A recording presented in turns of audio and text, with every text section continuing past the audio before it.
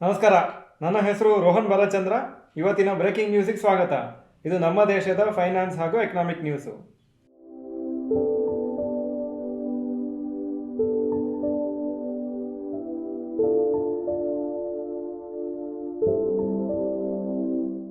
News number 1. RBI allows LIC to buy up to 9.99% stake in HDFC Bank. Reserve bank of India LICಗೆ approval ಕೊಟ್ಟಿದ್ದಾರೆ. 9.99% of HDFC bank ನೀವು purchase ಮಾಡ್ಬೋದಂತ. ಅಂದರೆ ಅಲ್ಲಿವರೆಗೆ ಆ percentage ಸ್ಟೇಕ್ವರೆಗೂ purchase ಮಾಡ್ಬೋದಂತ, ಅಲ್ಲಿವರೆಗೆ ಪರ್ಚೇಸ್ ಮಾಡಬೇಕು ಅಂತ ಅಲ್ಲ.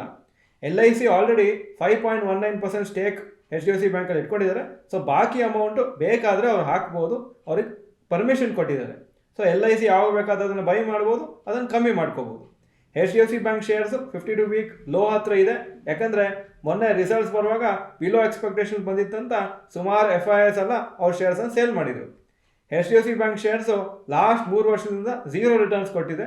ಹಾಗೂ ಸುಮಾರು ಜನದ ಅಭಿಪ್ರಾಯ ಏನಂದರೆ ಇಲ್ಲಿಂದ ಲಿಮಿಟೆಡ್ ಡೌನ್ ಸೈಡ್ ಅಥವಾ ಇನ್ನೂ ಕಮ್ಮಿ ಆಗೋ ಚಾನ್ಸಸ್ ತುಂಬ ಕಮ್ಮಿ ಇದೆ, ಹಾಗೂ ಮೇಲೆ ಹೋಗೋ ಚಾನ್ಸಸ್ ಜಾಸ್ತಿ ಇದೆ ಅಂತ. News number 2. US GDP grows more than 3.3% in Q4. US GDP growth 3.3% ಆಗಿತ್ತು Q4, ಅಂದರೆ October to December 2023. US financial year January to December ಆಗುತ್ತೆ, ನಮ್ಮ ಥರ ಏಪ್ರಿಲ್ ಟು ಮಾರ್ಚ್ ಅಲ್ಲ. ಸೊ ಅವ್ರಿಗೆ Q4 ಅಕ್ಟೋಬರ್ ಟು ಡಿಸೆಂಬರ್ ಆಗುತ್ತೆ. ಫುಲ್ ಇಯರ್ GDP ಗ್ರೋತ್ 2023ಗೆ 2.5% ಆಗಿತ್ತು. ಈ GDP ಇನ್ಕ್ರೀಸ್ ಆಗಿದ್ದು because of consumer spending increase, exports ಜಾಸ್ತಿ ಆಗಿದೆ, state and local government spending ಜಾಸ್ತಿ ಆಗಿದೆ. ಹಾಗೂ ಅನಲಿಸ್ಟ್ ಆ್ಯಕ್ಚುಲಿ ಪ್ರಿಡಿಕ್ಟ್ ಮಾಡ್ತಾ ಇದ್ರು ಅಷ್ಟು ಚೆನ್ನಾಗಿ ಗ್ರೋತ್ ಆಗೋದಿಲ್ಲ ಅಂತ, ಆದರೆ ಇದು ಎಕ್ಸ್ಪೆಕ್ಟೇಷನ್ಗಿಂತ ಜಾಸ್ತಿ ಆಗಿದೆ. ಹಾಗೂ ಲೇಬರ್ ಮಾರ್ಕೆಟ್ ಅಥವಾ ಎಂಪ್ಲಾಯ್ಮೆಂಟ್ ಫಿಗರ್ಸ್ ಚೆನ್ನಾಗಿ ಬಂದಿದೆ. ಅದರಿಂದ ಏನಾಗಿದೆ ಅಂದರೆ over all productivity of the country ಜಾಸ್ತಿ ಆಗಿದೆ. News number 3.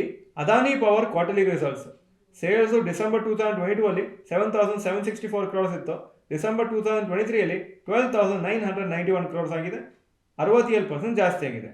Net profit last time 9 ಕೋಟಿ ಮಾತ್ರ, ಯಾಕಂದರೆ ಟ್ಯಾಕ್ಸು ಯಾವುದೋ ಕಾರಣಕ್ಕೆ ತುಂಬ ಜಾಸ್ತಿ ಇತ್ತು. ಈ ಸತಿ ನಾರ್ಮಲೈಸ್ ಆಗಿದೆ, ಅದಕ್ಕೆ ಪ್ರಾಫಿಟ್ ತುಂಬ ಜಾಸ್ತಿ ಕಾಣಿಸ್ತಾ ಇದೆ. ಇಲ್ಲದ್ರೆ ಅದು ನಾರ್ಮಲ್ ಪ್ರಾಫಿಟ್. 2,738 ಕ್ರೋರ್ಸ್ ಆಗಿದೆ ಡಿಸೆಂಬರ್ 2023.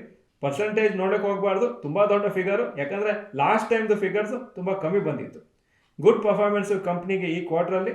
ಶೇರ್ಸು ಮಂಡೇ ಈ ರಿಸಲ್ಟ್ಸಿಗೆ ರಿಯಾಕ್ಟ್ ಆಗುತ್ತೆ. News number 4.